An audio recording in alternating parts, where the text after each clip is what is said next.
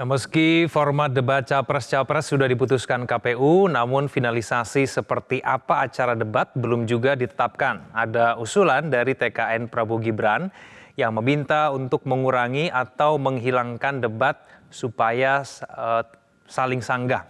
Nah, benarkah demikian? Kita membahasnya bersama dengan juru bicara Timnas Pemenangan Amin, Bestari Barus, Wakil Ketua TPN Prabowo Gibran Habibur Rahman, serta BPN Ganjar Mahfud, serta anggota TPN Ganjar Mahfud Arief Wibowo.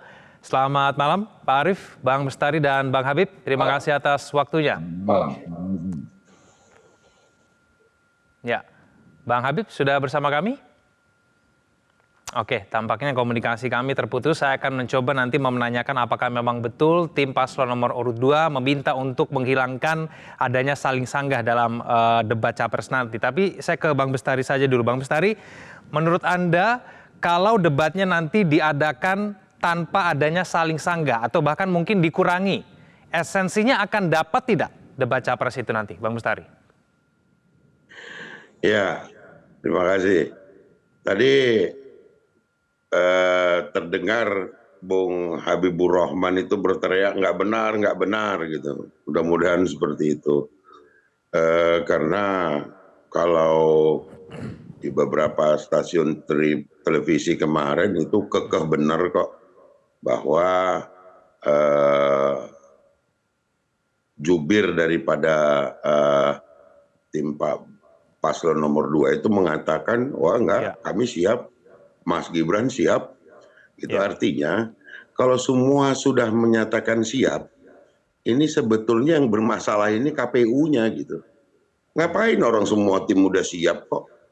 Ngapain juga pakai iseng-iseng amat menggaung-gaungkan nanti nggak ada debat cawapres lah. Malah dia sebetulnya yang membuat KPU-nya jadi memancing kericuhan gitu. Orang kita semuanya sepakat. Dan tadi pun sudah teriak tuh Bung Habibur Rahman, nggak benar seperti itu. Saya kira esensinya ya kalau memang debat ya debat gitu. Artinya ada tanya, ada jawab, ada sanggah, ada jawab. Saya kira itu yang paling pas untuk dilaksanakan. Karena apa? Masih banyak swing voters yang belum menentukan sikap, justru ingin mengetahui sekali berapa ini capres dan cawapres kami gitu. Nah, jangan juga kemudian KPU menutup ruang debat itu. Ini sama dengan merendahkan martabat daripada cawapres itu sendiri. Dianggap udahlah, yuk ikut-ikut aja. Padahal bisa terjadi kemungkinan pada satu ketika nanti, katakanlah siapapun yang terpilih ini berpotensi untuk menggantikan presiden apabila presiden berhalangan tetap. Tetapi masyarakat sekarang kok jadi kayak disuruh beli kucing dalam karung gitu. Saya ini bukan cuman saya kira kita harus membela marwah daripada cawapres kita ini semua supaya diberi kesempatan yang sama. Saya ini penghinaan apabila tidak diberikan waktu untuk justru ada membuktikan dirinya gitu, ya kan? Jadi memang harus ada ya saling sanggah itu ya, Bang Bestari ya? Masyarakat, saya kira itu. Oke, baik. Saya ke Bang Habib. Bang Habib, tadi sambungannya sempat terputus. Tadi saya ke Anda dulu, tapi sekarang sudah tersambung. Bang Habib, saya mengutip pernyataan dari anggota Dewan Pakar TKN Prabowo Gibran, Pak Derajat Wibowo, yang memang mengatakan begini, kurang lebih memang ada usulan dari kita agar debatnya tidak menjadi saling sanggah. Karena itu sesi saling sanggahnya kalau bisa dikurangi atau dihilangkan. Ini kata-kata dari Pak Derajat Wibowo. Kenapa kemudian paslon nomor urut 2 mengusulkan hal seperti itu? Bukankah itu mengurangi esensi dari debat capres, Bang Habib? Ya, tidak benar ya. Pasti ada salah kutip atau salah penyampaian. Ya, yang benar adalah apa yang kami sampaikan secara resmi dalam rapat di KPU. Baik tanggal 29 maupun kemarin. Bahwa kami ya sama sekali tidak keberatan dengan saling sanggah, tetapi kami menginginkan diberikannya kesempatan yang cukup luas untuk menyampaikan visi, misi dan gagasan. Sama halnya dengan kesempatan untuk saling mengklarifikasi ya dan saling memperdalam. Saling mendalami statement masing-masing. Itu nggak ada masalah, tetapi ada porsi yang sama besarnya dalam pendalaman dalam pemaparan visi, misi dan gagasan-gagasan. Karena kalau pengalaman dari debat-debat pilpres yang kemarin, ya, moderator itu dituntut bisa memimpin jalannya perdebatan dengan elegan. Artinya apa? Ketika pasangan calon sudah pada standpoint masing-masing, sudah pada sikap masing-masing, haruslah moderator mengambil inisiatif agar perdebatannya bergerak, nggak ayel-ayelan, bahasanya itu. Tidak hanya ayel-ayelan di satu masalah saja, tetapi di masalah-masalah lain, gitu loh. Jadi kalau sudah stuck, sudah masing-masing pihak bersikap, maka haruslah didorong ya membicarakan hal yang lebih maju lagi. Itu yang disampaikan. Jadi jangan dipelintir. Ya, sama dengan kemarin ketika kami dipelintir disebut tidak menginginkan adanya debat cawapres. Padahal itu sama sekali bukan diajukan oleh paslon kami. Jadi upaya memelintir ini, ya, upaya memframing secara jahat ini memang bagian awal ya dari pertarungan debat itu sendiri. Nggak ada masalah. Resiko kami ya sebagai paslon yang elektabilitasnya paling tinggi, ya, pohon itu lebih tinggi maka tantangannya lebih besar, anginnya lebih besar, nggak ada masalah. Tapi kami perlu klarifikasi ya, nggak ada keinginan kami untuk menghilangkan sesi saling mengklarifikasi dan saling mengkonfirmasi, itu tidak ada sama sekali. Tetapi kami ingin kesempatan yang lebih luas bagi sesi penyampaian visi, misi, program dan gagasan-gagasan. Saya pikir di situ. Masa kita juga mau debat kusir soal ini gitu loh.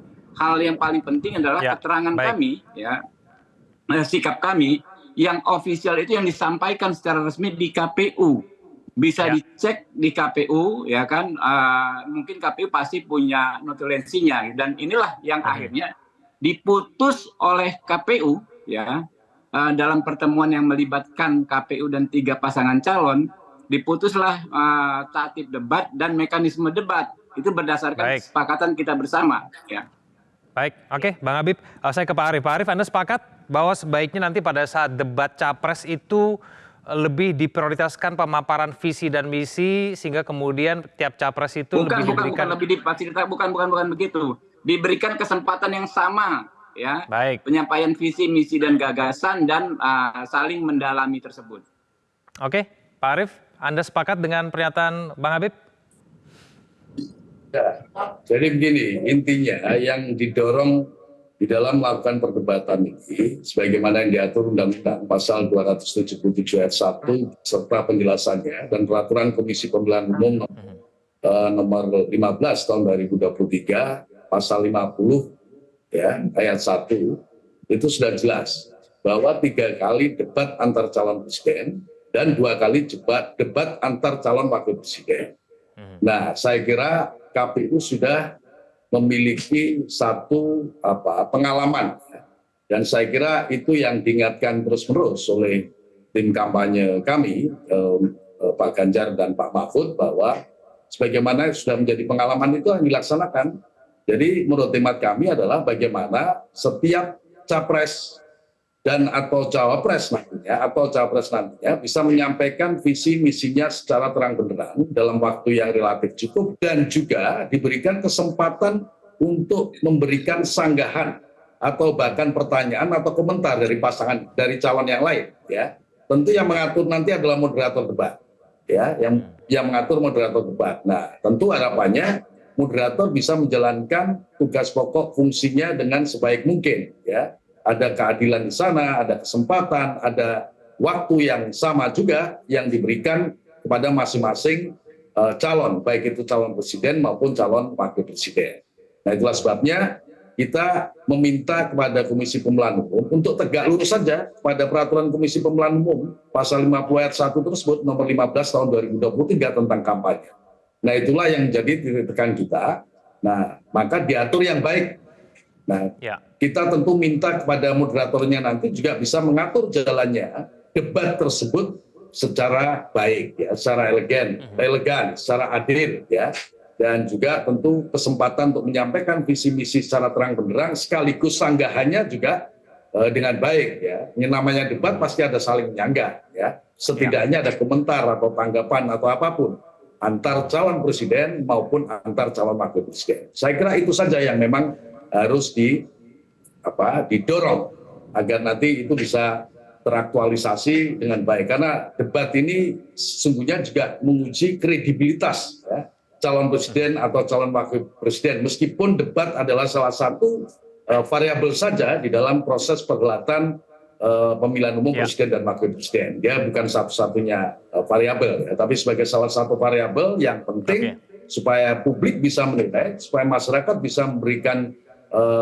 penilaian ya, atau respon yang normal, yang wajar, yang objektif ya, jauh dari hal-hal yang sifatnya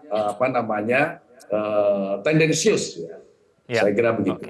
Baik, kita akan lanjutkan dialog kita di segmen berikutnya. Pemirsa jangan kemana-mana, kami akan kembali kita lanjutkan dialognya. Saya kembali kepada Bang Habib. Bang Habib, kenapa kemudian debat capres ini sangat diperhatikan oleh publik? Karena ada banyak sejumlah hal yang kemudian diperhatikan oleh publik dan mungkin itu juga secara tidak langsung juga menjadi kritik buat paslon nomor urut 02, Bang Habib, karena ada sejumlah hal yang membuat publik bertanya-tanya seperti ini kurang lebih, Bang Habib. Karena yang pertama, kenapa kemudian Gibran hanya mau menghadiri debat-debat resmi yang diadakan KPU? Lalu kemudian kenapa KPU juga menghilangkan debat khusus cawapres?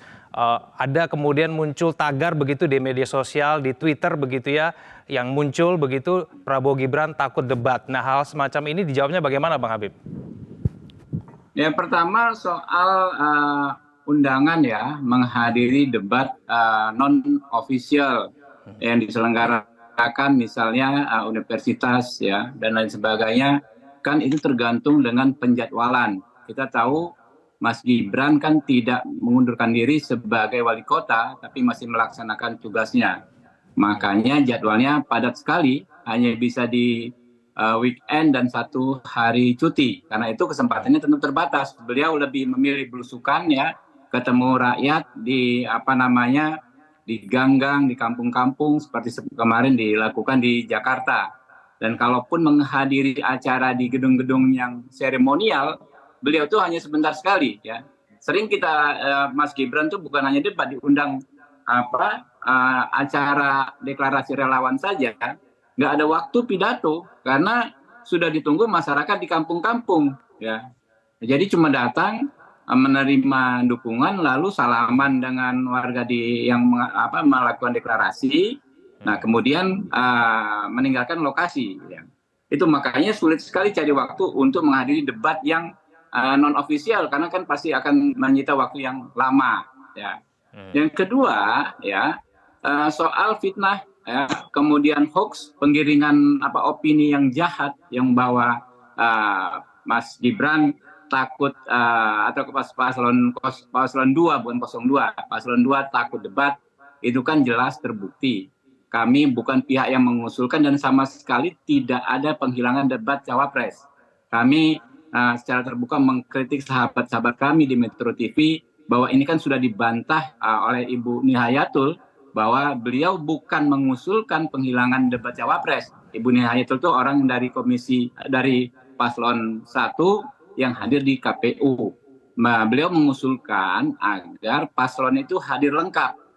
Ya, jadi tidak ada penghilangan oleh KPU gitu loh. Dan tidak ada juga usulan penghilangan dari paslon 1. Yang ada adalah agar ya pada setiap debat itu paslonnya hadir ada di tempat yang sama, apakah ada di stage atau hanya duduk di dalam ruangan di situ, itu nanti dibicarakan dan itulah yang kemarin sudah disepakati ya. Kalau tagar kan kita bisa juga bikin tagar ya.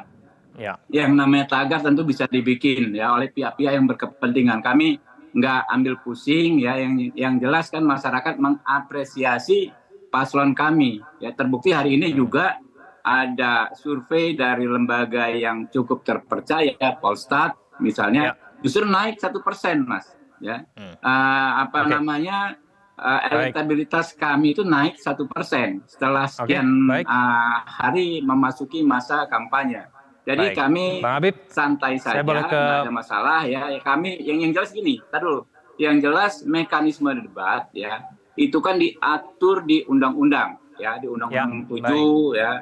tentang pemilu lalu diatur di PKPU 15/2023. Lalu kemarin Baik. diatur Kami sudah dapat poinnya, Bang Habib. Boleh saya ke Pak Bestari dulu? Yang sudah disepakati oleh KPU maupun semua pasangan calon. Kami tidak mengusulkan format apapun, tapi justru kami memposisikan diri ingin ikut aturan. Ya, waktu kita terbatas, Bang Habib. Boleh saya ke Bang Bestari dulu ya untuk menanggapi ya. Bang Bestari, apakah menurut Anda memang dalam format-format sebelumnya, debat capres sebelumnya memang harus ada yang diperbaiki sehingga kemudian bisa lebih banyak memunculkan elaborasi dalam ide-ide sehingga kemudian saling sanggah itu bisa sedikit dikurangi begitu, Bang Bestari? Kalau saya sih udah bosan ngebahas ini. Artinya gini yang ingin saya sampaikan. Kami nggak mau bikin rakyat ini bingung, calon pemilih ini bingung. Jadi kalau pertanyaan-pertanyaan di masyarakat jadi nggak ya debat? Kami siap dan menghimbau kepada KPU bahkan kalau bisa waktu debatnya itu ya capres dan cawapres dengan cawapres, capres dengan capres itu diperlebar gitu loh, diperpanjang bila perlu karena Anies dan Imin adalah pasangan yang berani gitu dalam berprogram dan mempertahankan programnya. Nah, inilah yang bisa menjadi pilihan tepat bagi masyarakat dan teruji. Jadi nggak ada lagi pakai, wah kemarin di KPU begini begono, kita berani debat. Jadi semua sudah mengatakan berani debat, ya sudah. KPU nggak usah lagi kemudian mengkulak-kulik, ya tetapkan aja debat. Orang itu keinginan masyarakat, terbukti tadi beberapa masyarakat mengatakan, saya tunggu debat. Kita berani debat dan mengimbau KPU untuk memfasilitasi debat itu. Karena tapi debat juga perlu dikurangi nggak, antara Bang Bestari?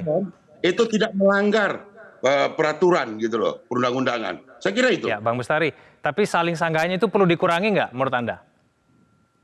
Ditambah bila perlu, ditambah karena kan hal-hal yang dibahas, yang dijadikan program itu banyak. Gitu, pertahankan programmu, kita pertahankan program kita serahkan kepada masyarakat, dia akan pilih yang mana. Itu lebih baik gitu loh. Jadi nggak beli kucing dalam karung gitu loh. Ya. Pak Arief terakhir, lebih baik dikurangi atau ditambah saja saling sanggahnya? Ya, jadi dibuat yang berimbang ya. Saya kira begini, kalau tadi saya mengacu pada pengalaman masa lalu, karena memang sebenarnya sudah dilakukan. Nah kemarin diisukan secara gencar bahwa ada kemungkinan tidak dilakukan. Nah inilah yang sebenarnya memantik pro kontra. Tidak saja terjadi di antar pasangan calon, tetapi juga masyarakat secara luas. Nah oleh sebab itu tadi sejak awal saya sampaikan, KPU tegak luruslah kepada aturan perundang-undangan yang sudah tersedia, ya, dan juga berbasis pengalaman di masa lalu yang sebenarnya sama saja. Kalau di Pilpres yang lalu yang diatur dalam PKPU nomor 23 tahun 2018 di pasal 48 itu bedanya adalah bahwa ada debat antar pasangan calon. Nah, yang PKPU ini berdasarkan undang-undang yang memang baru, Undang-Undang 7 tahun 2017 tentang pemilu, PKPU-nya nomor 15 tahun 2023 pasal 50 hanya terdiri dari 2 sesi saja. Satu adalah sesi debat antar calon presiden, dan kedua sesi debat antar calon wakil presiden. Ya sudah, tidak ada penambahan, tidak ada pengurangan, lakukan saja debat antar capres, debat antar cawapres. Nah waktunya silakan diatur tentunya yang masuk akal, gitu ya. Masuk akal artinya begini, masyarakat juga dengan mudah berani nggak? Ganjar Mahfud berani nggak Pak? Ya pasti berani lah Pak Bestari. Sama-sama berani. Wah, kita bukan pasangan kaleng-kaleng. Mana sampean? Oke, Nggak, yang saya mau katakan begini, supaya juga diatur waktunya yang adil. Bagaimana pasangan capres dan cawapres atau cawapres bisa menyampaikan visi misi secara terang benderang, bisa dimengerti rakyat. Itu yang pertama. Yang kedua, kemudian memberikan kesempatan juga untuk saling menyanggah, memberikan pendapat antar capres maupun antar cawapres. Jadi harus ada keadilan, ada ruang yang sama. Jangan sampai nanti penyampaian visi misinya terlalu panjang, maka tidak ada sanggahan, tidak ada debat. Nah, itu tidak masuk akal. Jadi maksud saya itulah penting untuk supaya rasional, ya, masyarakat secara luas bisa menilai dengan baik sehingga responnya itu juga akan positif. Apakah nanti memilih pasangan calon nomor 1, pasangannya Pak Bestari, atau nomor 2, atau nomor 3, itu berlangsung secara fair, demokratis, jujur, dan adil. Saya kira begitu. Oke, baik, kita akan nantikan bersama nanti debat Capres Perdana tanggal 12 Desember. Terima kasih Bang Bestari, terima kasih Bang Habib dan Pak Arief telah bergabung bersama kami di Prime Time News. Selamat malam semuanya. Jelajahi cara baru mendapatkan informasi. Download Metro TV Extend sekarang.